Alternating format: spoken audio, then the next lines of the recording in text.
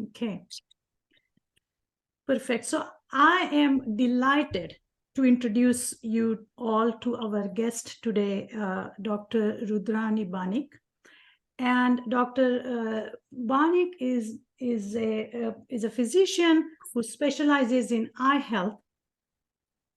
And she has this, but she's also an author, and she has this wonderful book called Beyond Carrots, The Best Foods for Eye Health, A to Z. And I was super fascinated to bump into her because we both met recently at a first time ever at this conference that happened in California a few weeks ago, almost a month ago, called Plantation. And I was excited when we started talking, because until then I did not know a single physician who was focusing on eye health. Because as most of you know, I deal with patients with diabetes, heart disease, weight loss, so on and so forth. But our body is so complicated, and we have quite a bit of organs there. So having a specialist who specializes in eyes, which is such an important organ, and kind of making that connection with nutrition is an important piece which need to be addressed. And that is what got my attention when she said that, hey, I work with eye health, and I have this wonderful book. So that's what got me interested in what she does. And then she has a fascinating personal story that I would like her to share. So Dr. Rani, welcome, and thank you for your time today. Well, thank you. Thank you, Deepa, for inviting me to speak at your group. Now, I don't have any kind of formal presentation, but what I'll do is I'll share my story and share the reason for why I wrote the book and some of the key points from the book. And then maybe we can open it up to questions, because I think the eye is certainly a topic that doesn't get covered as much as it should.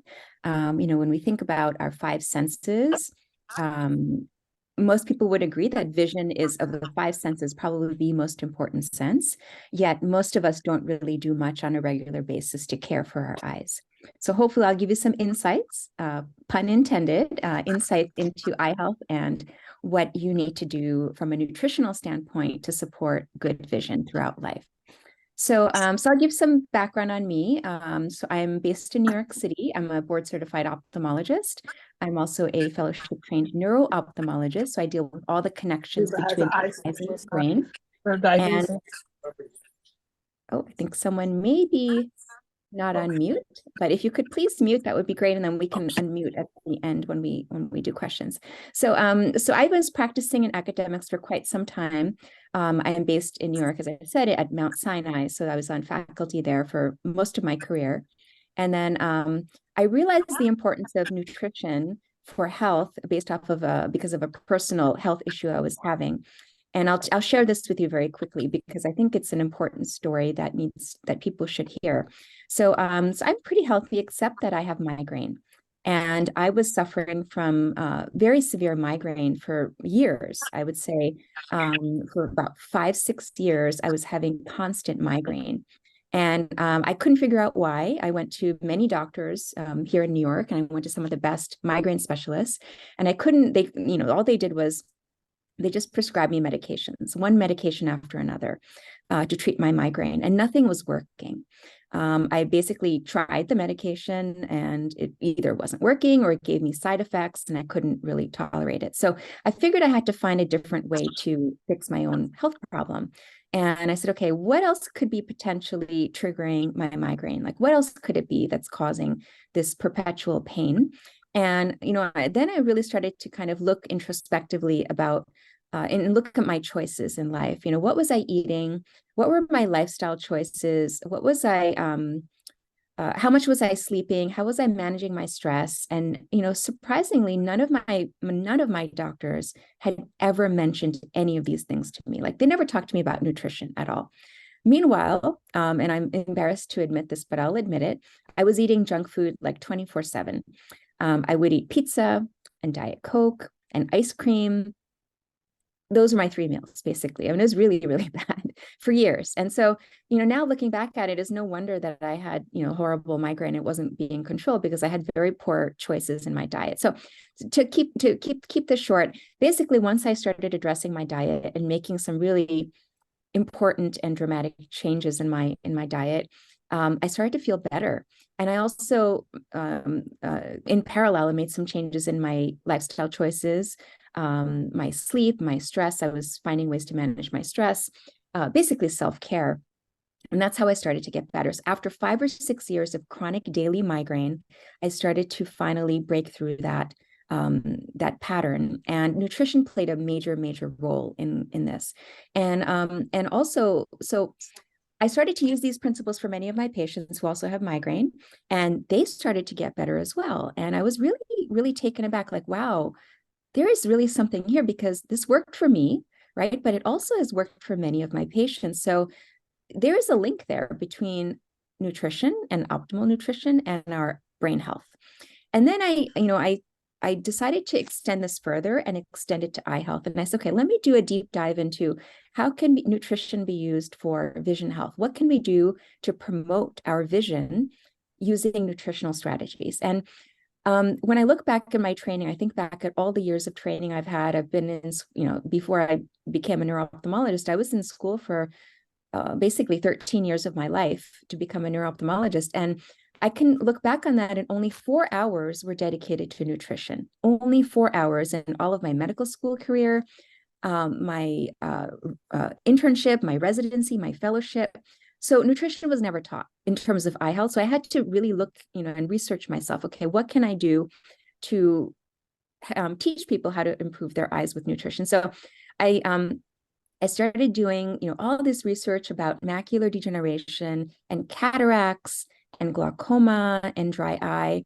And what I found was really eye-opening, again, pun intended, eye-opening, that there's actually a lot of research out there about using nutrients to support eye health, and even in some cases prevent eye disease, and in some cases reverse eye disease. So really, I was like taken aback, like, wow, why did no one ever teach me this in all of my years of training? And so I decided, okay, I want to get this information out to the world. I want to share it with everyone, because on 2 levels. Number one, for the public, because they probably don't know. Even as an eye doctor, I didn't know, so they probably don't know what to do. And also my colleagues in both ophthalmology and optometry, because we are not taught. So that's kind of where the impetus for writing my book, Beyond Carrots, came, is I wanted to share this information with the world. And so, I wrote the book. I have online courses that I teach to try to get this information out. And I'm trying to attend many conferences, speaking with my colleagues, educating them. Hopefully, I have a few keynotes lined up in the future to speak at conferences and educate providers so that they can go and educate their patients about vision health and the nutrients we need for vision health. So I'll start with that. Deepa, I don't know if you have any specific questions you want me to cover going forward, or if I should just talk and see where this takes us. Sure. So thank you for sharing that story. And it's a fascinating story because, sometimes patients feel that as a providers, we just know all this stuff and, it's easy for us. So when you started making the change, was it difficult for you? Did you struggle with it? So it was really a necessity.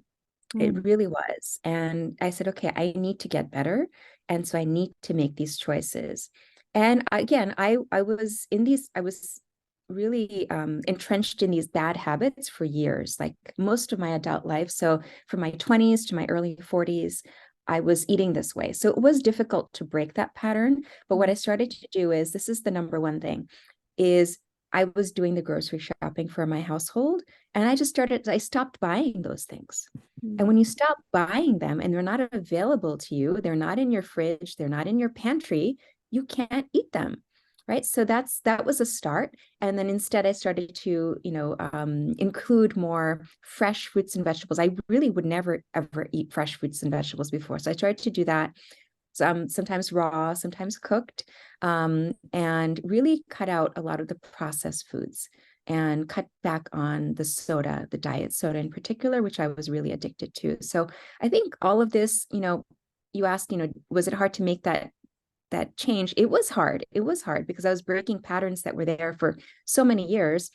But also the other thing I want to point out is that it wasn't immediate that I could do this. It took planning. I had to plan for this. And then it took, I would say, about 3 months of making these changes before I started to see real changes in my own health. So it wasn't like overnight I started to eat this way and wow, I'm better. So I think that's something else people need to keep in mind is if you're dealing with a chronic health issue, give your body some time to absorb those nutrients, to start making those changes in your physiology and reaping the benefits of those nutrients before you say, oh, this is working for me or this is not working for me. Because I have some patients who think, oh, it's like a magic bullet, boom, I'll make these changes and 2 weeks later, I'm going to be like all perfect. It doesn't happen like that. So give your body that opportunity to benefit. And I would say, if you're going to institute a nutritional change, give it at least 3 months to really see how it's working for you. And then at that 3-month point, reassess and make, further adjustments if you need to. Okay, perfect. It's important, to share these struggles because like I was saying, it is challenging. It's a new skill that we have to learn. But I'm glad that you emphasize the fact that it's not an overnight solution. It takes 3 months, but like I said, just focus on the process, get back on the wagon, and one step at a time, one day at a time. So that takes me to let's do a deep dive into the eye health here. Can you tell us a bit about the structure of the eye and how nutrition is connected to it, and I guess the role of nutrition when it comes to eye health? Sure. So unfortunately, I don't have my eye model with me. Normally, I'm in my office or at home and I have my eye model, but today I'm not at home. So what I'll say is the eye is small. It's about the size of a golf ball, but it's very, very complex. And it has over 40 different parts. And they all have to work together for us to have clear, sharp, vibrant vision. So it's not just one part of the eye. It's not just your retina or your cornea or your optic nerve that needs to work. It all needs to work in concert. So think of it as all the instruments need to be tuned for the symphony to take place, for people to be able to enjoy the concert. So think of it like that. And because the eye is so complex, it has a front part, it has a back part, and then that back part connects with the brain, and the brain has to process all this information. There's a lot going on in terms of how we see and our vision.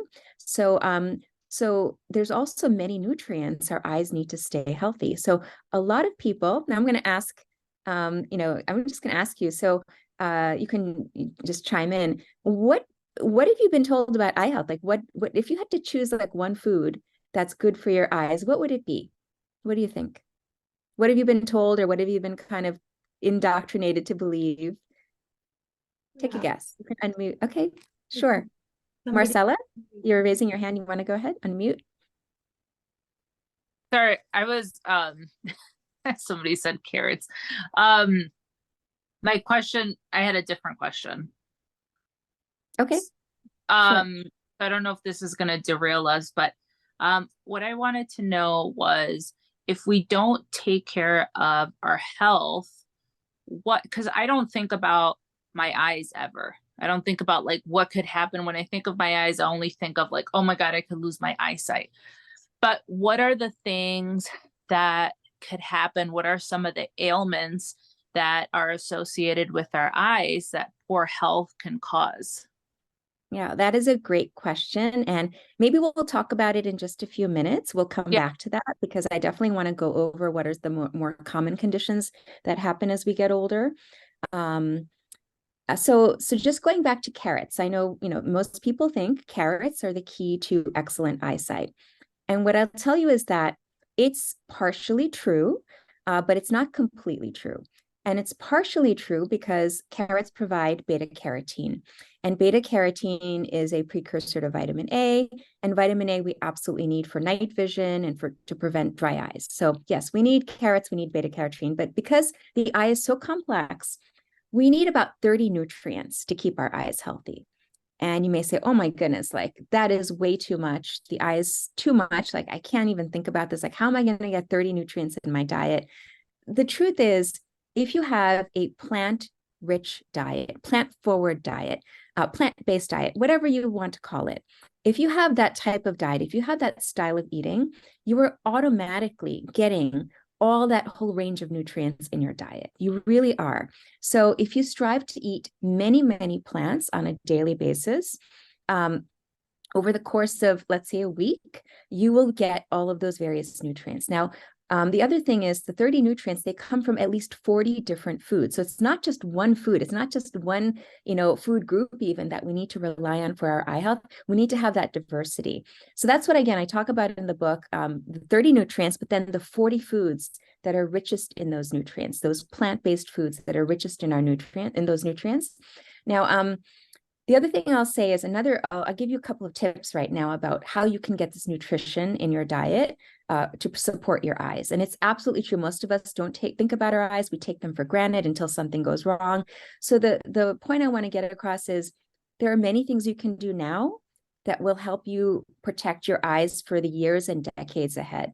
So whether you're 20, 30, 40, 50, and you may be at risk for vision issues later in life, maybe in your 60s, 70s, 80s, 90s, you have to start now to protect your eyes so that those things don't happen, and you don't have a risk for vision loss in the future.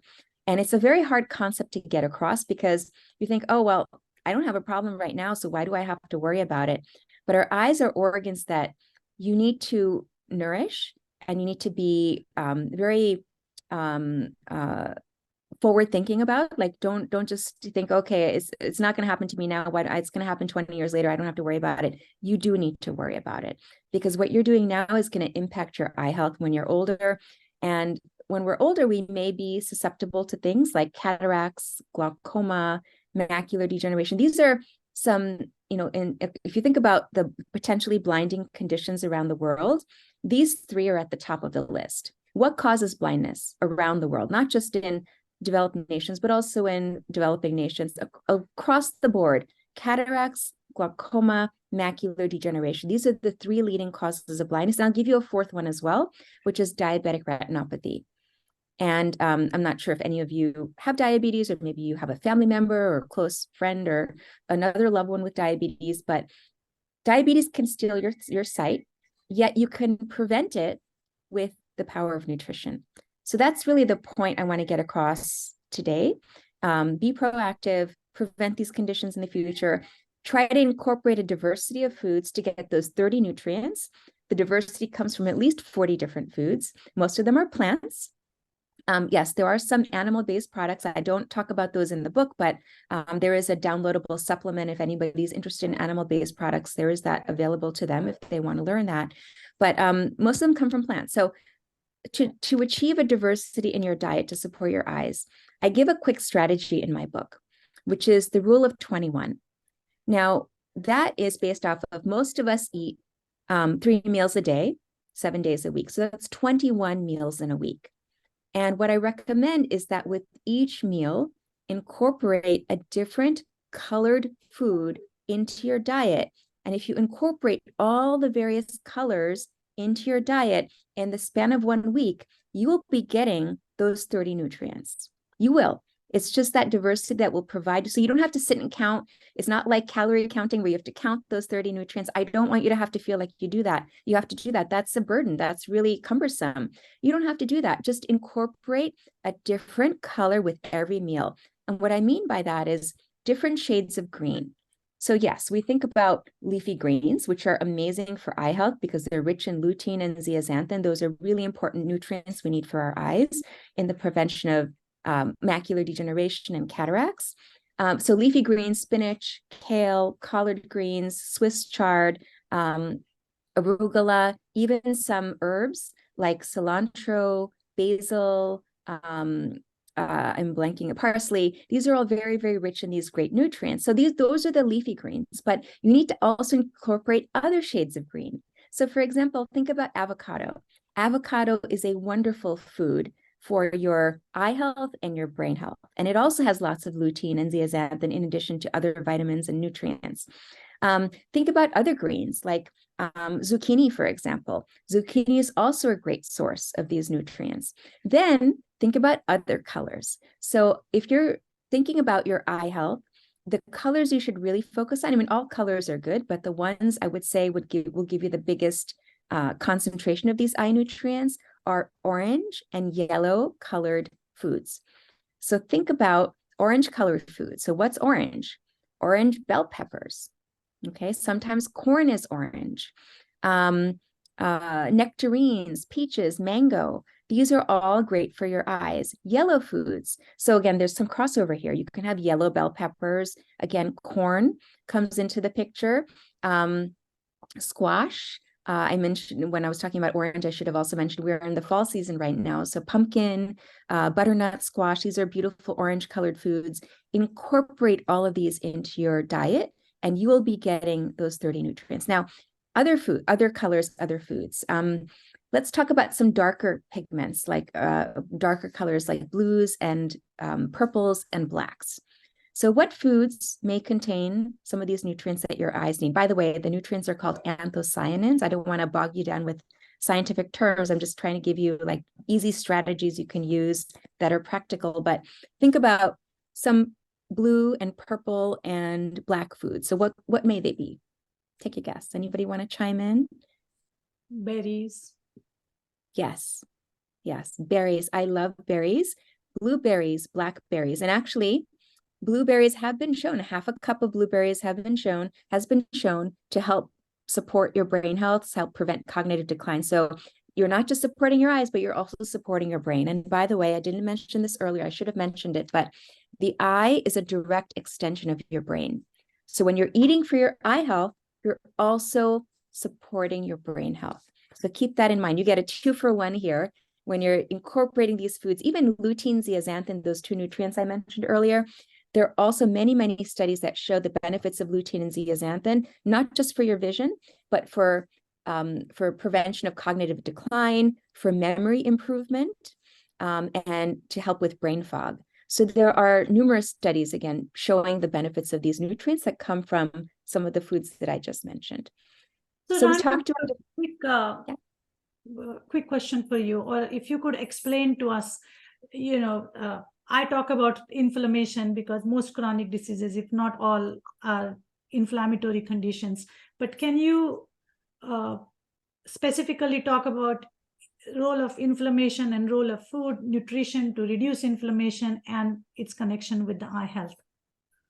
Yes, absolutely. That's a great question, Deepa. So if you think about the root causes of most eye diseases, there's almost like a domino effect. Like one thing happens and the next thing happens and the next thing happens, and then people may be at risk for vision loss. It's not just one thing. So I would say, getting to the topic of inflammation, first, there's usually mitochondrial dysfunction that leads to oxidative stress, or oxidative stress can happen on its own. And then that causes inflammation. So inflammation is almost like the end of this journey towards, loss of vision. I shouldn't say journey because that's kind of a positive connotation, but path. And so you want to help fight inflammation, but you also want to help fight oxidative stress and help promote your mitochondrial function. So in my book, I talk about all the different, nutrients that are important for these different stages that can lead to eye disease. But inflammatory foods, or anti-inflammatory foods we can talk about. So you want to have foods that are rich in antioxidants, and pretty much most fruits and vegetables are rich in antioxidants. Glutathione, for example, is a great antioxidant that's found in certain foods. These let me backtrack a little bit. Lutein and zeaxanthin are known as carotenoids, but they're specifically called macular carotenoids. And these macular carotenoids are antioxidants, and they're also anti-inflammatory. So if you include some of those foods I mentioned earlier, you will be promoting an anti-inflammatory response in your body that will also impact your eyes. Other anti-inflammatory nutrients and foods, we're talking about berries and their anthocyanins, but basically bioflavonoids, which are found in many foods, they come from plants. These are pigments or compounds that plants produce to protect themselves. So when we ingest them, they protect us as well. And so certain bioflavonoids, like I talked about anthocyanins that come from berries, quercetin, resveratrol, these are all antioxidants, but also anti-inflammatory. And then spices. I am a huge proponent of spices for their anti-inflammatory benefits. And specifically, the one that's been studied the most for eye health is curcumin and turmeric, curcumin is the active ingredient in turmeric. So turmeric is anti-inflammatory. It's been shown to help with dry eye. It's been shown to help protect against glaucoma, the optic nerve. It helps protect against macular degeneration. So basically, every major eye condition that can potentially lead to vision loss, there is a study showing that turmeric can benefit. So make sure that you're adding various spices to your diet. Other spices that are great for eye health are paprika, as well as saffron.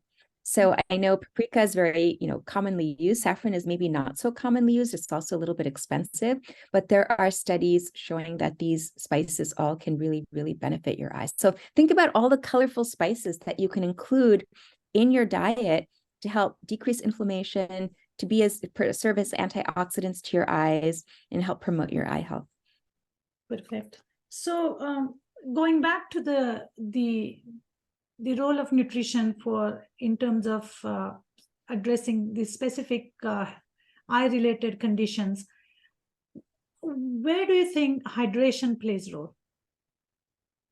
It's also a foundation. So yes, we need those nutrients, and hydration is key to cardiovascular health, which is closely linked to eye health. Now, I'll give you some patient examples and patient stories. So I've had countless patients over the years who come in because they've had sudden vision loss in one eye. So they wake up in the morning, they can't see, they don't know what's going on. They come in, they've had $1 million workup. And the reason for why they lost their vision was because the nerve in the back of the eye didn't get enough oxygen. Mm-hmm. And basically, this is a type of stroke that can happen to the nerve in the back of the eye. And yes, we can have strokes in the brain that can also affect our vision, strokes in the retina that can also affect our vision, but this is very, very specific, a stroke to the optic nerve. And one of the major risk factors for this type of stroke to the optic nerve is dehydration, without a doubt. I asked patients, what was going on in your life when this happened? You woke up and you couldn't see. And most often they will say, I wasn't, taking care of myself. I was probably dehydrated. I hadn't eaten. And basically, when we stay hydrated, our blood is able to supply all of our tissues with oxygen and other nutrients. So when you're dehydrated, your blood is just not flowing as, think about it like a faucet. You're maybe having just a trickle get through your blood vessels rather than full force. So you want to stay hydrated to keep your blood volume up and to get oxygen and all of those nutrients to your eyes. Hydration is also really important for dry eye. Now, dry eye is very, very common. It can happen to anyone. It tends to happen to people who are older, particularly women who are older, but even men can get dry eye, children can get dry eye, teenagers can get dry eye, young adults can get dry eye. So when we're dehydrated, our eyes are just not producing enough tears, and then that can lead to dryness. So hydration, or adequate hydration, is a really, really actionable thing that you can do to keep your eyes healthy. Okay. Dr. Rani, can I just add one thing? Yes, I would love to ask you, Deepa, like, what do you tell people when it comes to hydration? Like, if they ask you, well, how much should I be drinking? Do I really need that 8 glasses of water a day? What do you typically tell them? Because I have what I tell them, but I would love to hear what you tell them as well. Sure. So see, what happens is when patient comes to me, usually they are coming in from the standard American diet, which is very high in salt and oil and sugar, and there's not enough fiber in their diet. And we all know that fiber helps not only feel full, but fiber holds moisture. And they come in with migraines and fatigue and lack of sleep, all those things. So in the beginning of the program, I usually tell them to drink up to 96 ounces of water. Okay. And then as they start including whole food, plant-based options, naturally, their need from the just drinking plain water goes down. I wouldn't say goes down substantially, but now at least they are eating a cucumber, which is 60% water. Now they're eating peach and fruit and, maybe a smoothie. So as their diet gets better, they don't have to drink as much water. But in the beginning, so it really, I move it based on where they are with their diet. So interesting. Yeah. So what I typically counsel my patients is that not every person needs the same amount of water, because we're all different shapes and sizes and body compositions. So, someone who's 5'4" probably needs a different water intake than someone who's 6'4". And I love what you're saying. Like, you want to initially just increase hydration so much and flush out a lot of that, whatever is going on, and improve, bowel habits and everything like that with increased water. But I tell my patients to calculate how much you should be drinking every day. What you can do is take your body weight and convert it to kilograms. Or you can take your body weight in pounds and divide by 2. That's a rough estimate also. And that's approximately how many fluid ounces you should have every day. And yes, preferably it should be water, but there are, as Deepa, what you were saying, there are so many hydrating fruits and vegetables. So, many, many fruits and vegetables are 90, 95, 99% water. And that way you can also get your hydration that way by incorporating those foods into your diet. But I typically start them out with, okay, let's say somebody's only having, let's say they need 50 ounces a day, or let's just say, for example, 50 fluid ounces a day. And right now they're only drinking 30 ounces a day. So to make that jump, it's kind of a high kind of a target for them. So what I typically say is every week, increase your hydration intake by 4 ounces. And that way, if you're going from 30 ounces to 34 ounces, 38, and so on, you can slowly get there to that target, whatever your target is based off of your body weight. So that's typically what I tell my patients, because sometimes it can be like overwhelming a little bit. Like, I can't drink, 12 glasses. That's a lot. That's a lot. I know it's a lot, but that's your goal and you're going to get there. You just have to make those small steps so you can get there. Absolutely. And I think maybe if they infuse their water with fruit and vegetable, that's going to be another way to get some of your nutrients specifically for eye. They can put in. Yes, that's a great tip. And you were saying earlier, it doesn't have to be only water, like smoothies, soups, salads. These are very hydrating foods, so include those in your diet. If somebody is eating oatmeal in the morning, which I highly recommend people do, it just look at the amount of water we put in, right? Usually the ratio is 1 cup of oatmeal to approximately 2.5 cups of water, right? And it is all getting absorbed.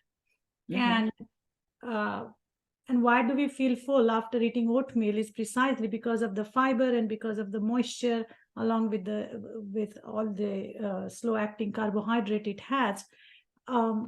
But just taking that oatmeal and then adding your berries and mangoes and papaya that you were just talking about, that's how I guess one can start by eating right for their eye and for overall health, because as you just mentioned, Rani, that eye is related to our brain, right? And so it's not like our eye has its own system and ear has its own system and brain has its own system. They are all interconnected, and that's the beauty of eating right. I mean, if we go with Rani's book, it's not only for eye. Your hands are going to have better circulation. Your brain is going to have better circulation, because I always say it's like buy one and get 5-7 diseases, get rid of 5 to 7 diseases. just by eating the same diet. This is not one pill for every ill type of intervention. Yes, it is for whole body health. Yes. And some people think, oh, I'm already doing all this for my, high blood pressure, my diabetes. I can't do something extra for my eyes, but you can bring it all together. What you're doing, what you choose to do for your eyes will benefit you in all aspects of your health. And there are many patients who have come to see me with high blood pressure or diabetes, high cholesterol. And once they make this switch over with their diet, many of them are able to either decrease their dependence on medications or come off of their medications, which is phenomenal to think that diet can have such a profound impact on so many aspects of your health. Absolutely. So, Rani, one quick question that people many times ask me, and I want to verify with you when it comes to eye health is, do those 30 nutrients from 40 different foods, does it matter if it's raw or cooked or frozen fruits and vegetables? That's a great question. So it depends on the food. There are certain foods that are probably better to eat raw to retain their nutritional value, or, if they've just been frozen, then they also retain their nutritional value. Other foods, if you cook them, particularly if you cook them for too long, they lose their nutrient value. And I'll give you an example, which I'm not sure, Deepa, if you probably have talked about this before, but broccoli. Broccoli is a prime example of this. So many of us, steam our broccoli way too much, and then it loses its, it has very potent detoxifying compounds in it. They're called sulforaphanes, and they help our body detoxify and helps with our eyes as well. And so many people, they steam it and it becomes like a light green in color. You want to just steam it so it's bright green and then stop, or eat it raw to get the best benefit of those compounds, those detoxifying compounds. Okay, perfect. So, Rani, you said that the top 3 reasons of blindness in United States and across the world is glaucoma, cataract, and macular degeneration, right? So, are there any specific nutrients for each disease condition, or like one is better for one? I understand that all 30 are needed, but is there anything acutely going through this issue is going to benefit from? So the studies have shown that, I'll talk about macular degeneration first because it has the most studies behind it. So studies have shown that people who have high intake of lutein and zeaxanthin. Now, these are compounds that our bodies can't make, so we have to get them from external sources, either from food or from a supplement. So lutein and zeaxanthin, they get absorbed by the body, they get preferentially deposited in the back of the eye. And it's estimated that we need about 6.5 milligrams of lutein a day to promote our eye health, to maintain good eye health and prevent macular degeneration. The truth is that most people are getting less than 1 to 2 milligrams a day. And these are even some people who are, eating relatively clean, lots of fruits and vegetables. Most of us are not getting enough. And we need at least 6.5 milligrams a day in our diet. Some researchers believe that number should be 10 milligrams a day. And then for whole body health, including brain health and other benefits of lutein and zeaxanthin, such as there are studies to show that they also benefit breast cancer and prostate cancer. So for those conditions, it's estimated that we need 20 milligrams a day. So there's a big gap between what we're getting, 1 to 2 milligrams a day. Most people, the average adult in the United States is getting about 6.5 milligrams a day. 1 to 2 milligrams a day, yet we need at least 6.5 or 10 or even 20 milligrams a day. So, so that's one direct correlation between eye nutrients and disease process. And we know that people who get enough of these nutrients in their diet have a reduced rate of vision loss from macular degeneration. Now we can talk a little bit about cataracts also. So cataract is in the front of the eye. So basically we have a lens. I'm sorry, I don't have my eye model with me today, but we have a lens inside the eye. We can't see it, but it's inside the eye. It's behind the colored part of the eye, and it helps us to focus. It helps us to focus for distance or for intermediate distance, like at the computer, or for reading. So that lens is constantly changing shape to help us to focus at different distances. And when we're young, that lens is clear, it's transparent. It's like looking through a clear window. As we get older, it suffers oxidative stress. So whether it's from UV light or blue light that comes from so many of our devices, or from just stress, oxidative stress, that lens starts to become opaque. So instead of being transparent, now that lens starts to become yellowish, and it limits the amount of light getting into the back of our eye, and it causes blurry vision. Now, the studies have shown, with the studies looking at nutrition for cataract prevention, have shown that people who have diets rich in certain vitamins, specifically vitamins A, C, and E, have reduced rates of cataract. So again, those are amongst the 30 nutrients that I talk about in the book. They're very common antioxidants that we can get from many of our fruits and vegetables. But again, it just goes back to having a plant-rich, plant-based diet to promote your eye health. But those are the main studies that have been done. Now, there are other studies looking at dry eye. Now, dry eye is not a leading cause of blindness, but it's very, very common. And we know that people who have high intakes of omega-3s in their diet have reduced rates of of dry eye and macular degeneration, actually. So both of those conditions. So being plant-based, how can you get your omega-3s? Well, a great source, or a couple of sources, would be chia seeds, flax seeds, hemp seeds. These are great plant-based sources of omega-3s in your diet. So there are some early studies looking at some of these things. Some of the conditions have more data behind them. There's a whole range in terms of what the studies have shown in terms of very specific nutrients. We'll go back to berries for a moment. So people who have lots of anthocyanins in their diet, those dark pigments that are found in berries, have also reduced rates of oxidative stress in the eye and reduced rates of cataract. So there are many, many kind of crossover nutrients that you can include in your diet that can benefit various different parts of the eye. So not just like a single anatomical part of the eye, but more like generalized, or you could call it like holistic eye health. Okay, perfect. Now, one quick question, because we do have some young family members here who have younger kids. Can you shed some light on what any specific recommendations you may have for children? Yes. Now, this doesn't have to do specifically with nutrition, but it has to do with lifestyle.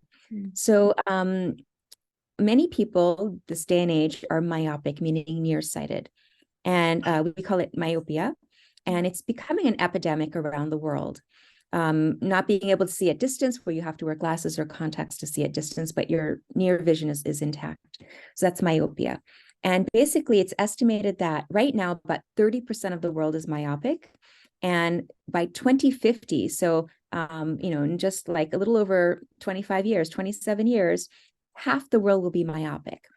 And so this is a condition that starts in childhood.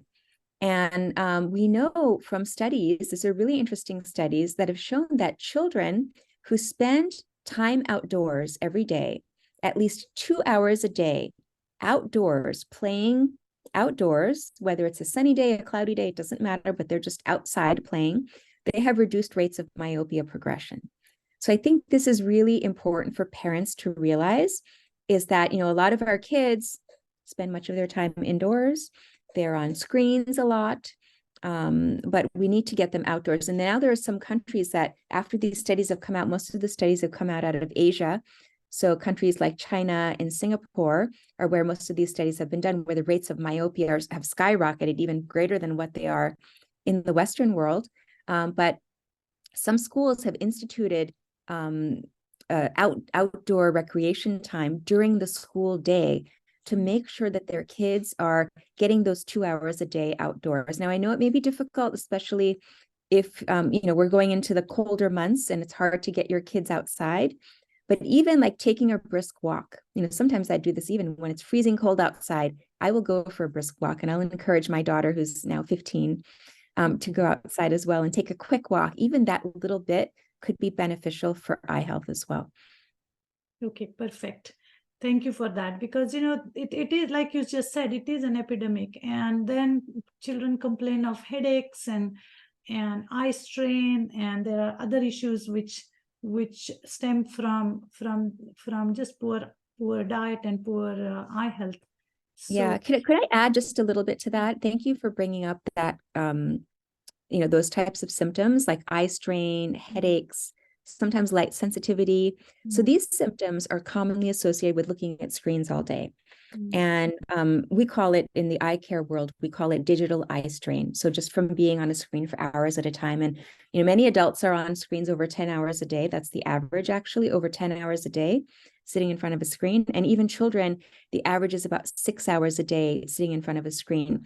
And there is really compelling data, multiple studies now, to show that lutein and zeaxanthin, again, those eye nutrients, can help prevent eye strain, can help prevent light sensitivity, can improve contrast, and can improve focusing when on screens. And they're great for brain health as well. So specifically for kids, make sure your children are getting lutein, zeaxanthin. And if it's very hard for them to get it in their diet, let's say they don't really like to eat some of those foods that I mentioned, like leafy greens or orange and yellow fruits and vegetables. If they're not getting enough, then really consider giving them a supplement, because the supplements are a great, ideally you want to get all your nutrition from your diet, but in some cases it's hard to get it all. And so supplementation is a good kind of a backup in case your children really are not amenable to eating certain foods. I see. No, that's good to know. So now we will open the floor for any questions, and I have a couple of questions that were sent to me earlier. So anybody has a question, please raise your hand. Don't be shy. Okay, Sumesh has a question. Can you unmute? Okay, go ahead, Doctor. Go ahead, Sumesh Kaku. Can you show me the title of the book? Oh, sure. It's called Beyond Carrots, Best Foods for Eye Health, A to Z. Okay. And what I can do is, it's available on Amazon, and I can just put the link into the chat if anyone is interested. So if you're interested in it, you can access it. Okay. Kathy, you have a question? Yes, I apologize. I was a little bit late, but I did wanted to ask the question of having cataracts. Is it possible? Did you say it's possible to reverse?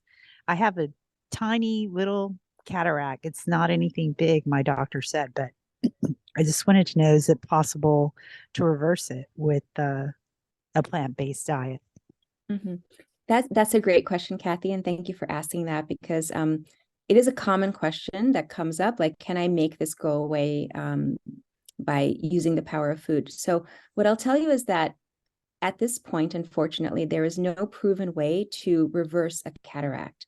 There is no nutrient, food, eye drop, medication that can reverse those changes that have happened in the lens. But the key is to prevent them from worsening. And the other thing I'll say about cataracts is that cataracts are part of the natural aging process of the eye. Everyone will develop a cataract if you live long enough. Most people develop cataracts sometime in their late 50s, early 60s. But just because you may have a cataract, let's say you go see your eye doctor and they say, oh, you have the beginnings of a cataract, it doesn't necessarily mean that you have to do anything about it. And it's only necessary to do something about it, meaning cataract surgery, if it impacts your daily living. Like if you can no longer do the visual tasks you need to do, like if you can no longer read a book, if you can't use a device, if you can no longer drive because your vision is impaired due to the cataract, then yes, at that point, it may be appropriate to do something about it, like surgery. But Kathy, it sounds like yours are very early. They're probably age related. I don't know, but also some people they have diabetes and they have accelerated cataract formation because of diabetes. Some people have had trauma to the eye. Trauma to the eye can also cause cataract formation. So there are a number of things that can cause cataracts aside from age, but unfortunately, there's no way to reverse them. Now, I'll give you just an interesting tidbit about that. So there was a compound called lanosterol, which is a compound that's related to cholesterol. And this was used in a study in dogs with cataracts, and they were given lanosterol drops. And what they found was that the lanosterol actually helped to dissolve the cataract in dogs. And then they tried to take that same compound and use it in humans. And unfortunately, it didn't have the same benefit. So there's some difference in physiology maybe between dogs and humans in the eye in which the same treatment didn't work. But I think right now, there is nothing, unfortunately, that can reverse the cataract, but I think that probably with the research that's being done probably in the next 5, maybe 10 years, there will be something that we have to help us reverse cataracts. I'm very hopeful about that. Great, thank you. And one more thing, is it, do you know if taking gluten supplements is also helpful in addition to just trying to incorporate, a solid plant-based diet? Yeah, so are you asking specific to cataracts or to overall eye health? Just for both, basically. Yeah, so there are some very large population-based studies looking at prevention of eye disease using supplementation. So the ARED studies relate to macular degeneration, and those showed that the particular formulation that they used only benefited about 25% of people in terms of helping them prevent progression. So I would say base your nutrition off of your diet. And then if you think that there are gaps in your diet, you can fill in those gaps with supplements, but diet has to be key. So in these studies, diet was not standardized. And I think that was one of the biggest weaknesses of these studies, is that diet was not really looked at. It was just, okay, let's give these people a supplement, follow them for 5 years and see how they do.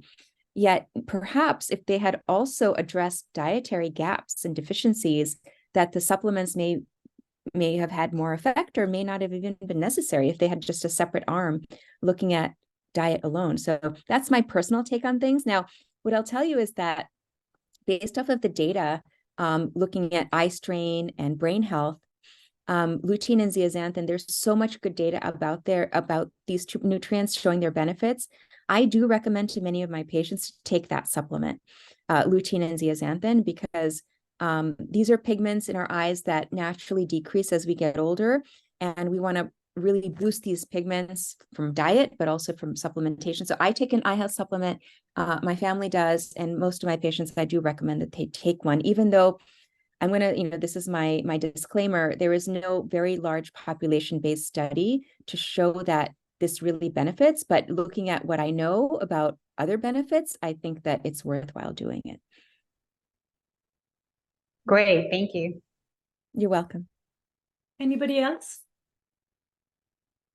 Okay, so I have this one question that came to me from a patient, and she's asking, is red eye a symptom or sign of any kind of nutritional deficiency or eye disease? Yeah, so red eye is caused by many different things. There are many different causes of red eye, stemming from dry eye to allergies to inflammation inside the eye, toxic exposures of the eye. So it's not just one single thing that can cause red eye.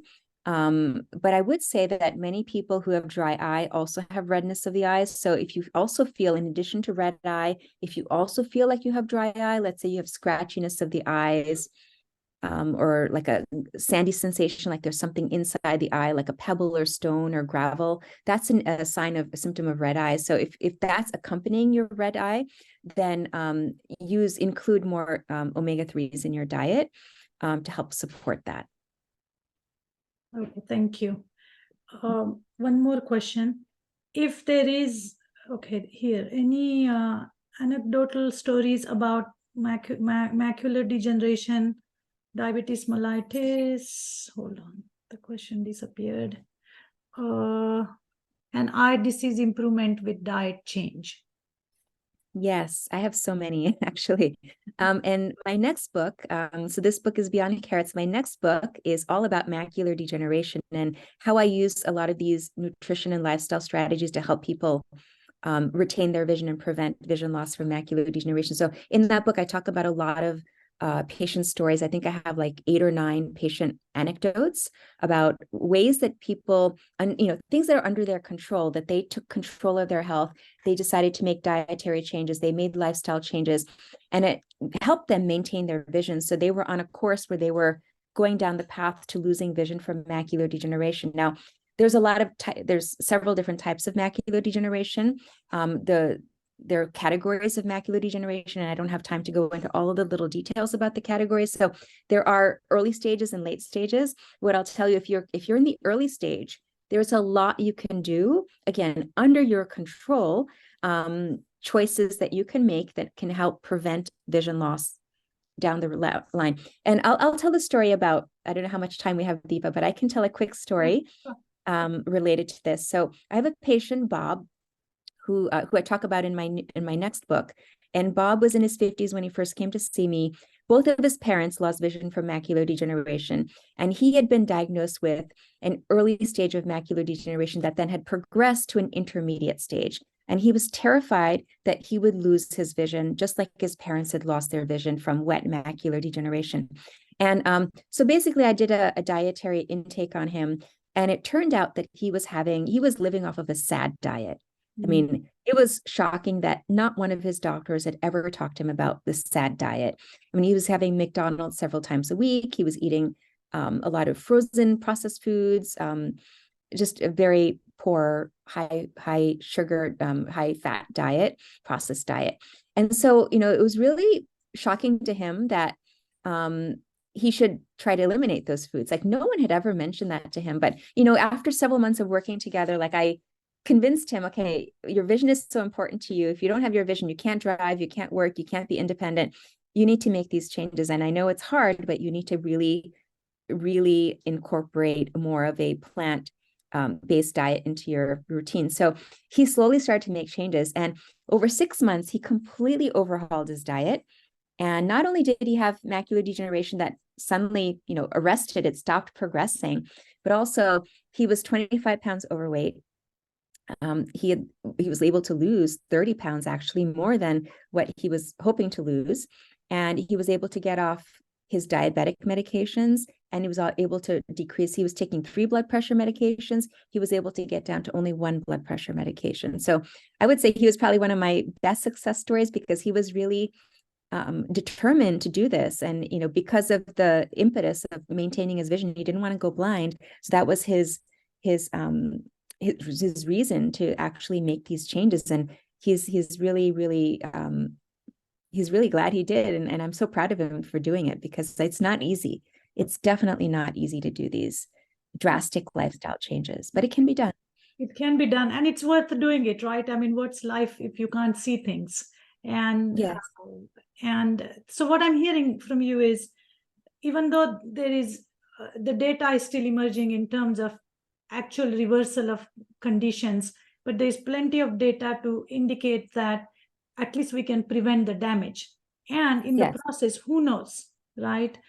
We may be able to reverse, depending on how robust your whole food plant-based diet is, how much you are sleeping. And that's another thing I want to talk to you about just before you leave is, importance of sleep and eye health, because I have some night owls in my patient population, and I think that affects their eye health and headaches, and as you know, so a robust diet is step one, obviously, and then lifestyle modifications like getting enough sleep and hydration and stress management. They are the other components that we need to focus on to ensure good eye health and overall health, really. Yeah, absolutely. And small steps, don't think like, oh my goodness, I have to do all of this at once and I have to do it in the next week.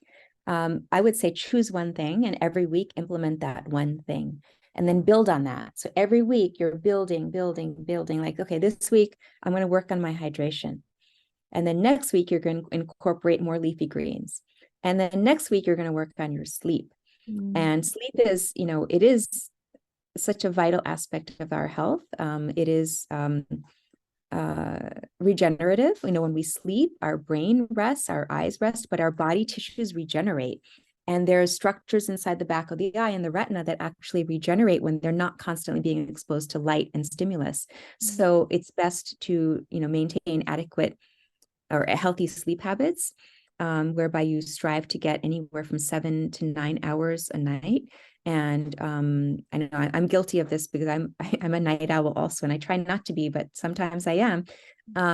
Try to go to bed at the same time, no matter what day of the week it is, whether it's a weekday and you're working, or a weekend, or if you're on vacation, if you're traveling. I know it's really, really hard when you travel, especially across time zones, but try to set a routine so your body gets used to that routine. You go to bed at the same time every night and you wake up at the same time every morning. And I'm guilty of this because this is something I've been struggling with for many, many years. And it's still my Achilles heel, if you could say it like that. Like I really need to work on that. We are all, in the process, right? It's a journey, right? It's a journey. And, like I said, we get off, we get on most of the time. As long as we are doing it 90% of the time, I think we'll be all right. So Dr. Rani, I think those are all the questions we had. Thank you so much for coming on board today and enlightening us with this eye-opening conversation about eyes and nutrients, and really reinforcing the idea that, keep eating plants. That's it. Keep eating plants and stay away from the ultra-processed foods. And even though it's difficult to do, it's worth doing it because quality of life matters. What we see, eyes are extremely important. Just imagine not able to see even for 10 minutes. Forget about 5 minutes, and I think I will freak out. Yeah, I know I used to do this drastic exercise with my students sometimes. Is I would tell them, okay, when you're in a safe environment and not alone, but with somebody around you, blindfold yourself for 10 minutes and see how that feels. See if you feel comfortable. Now, again, do it in a safe environment. See if you feel comfortable walking around, navigating inside your home, going to the bathroom, opening up the refrigerator. Like, how would you function if you didn't have your vision? And that kind of puts things in perspective, like, oh my goodness, wow, I really need my eyes. And so really think about what you can do starting today to maintain your vision and not have problems going forward. Absolutely. Thanks again, and I will see you soon. Thank you. Nice to see you all. Bye-bye. Thank you. So anybody else? Hold on.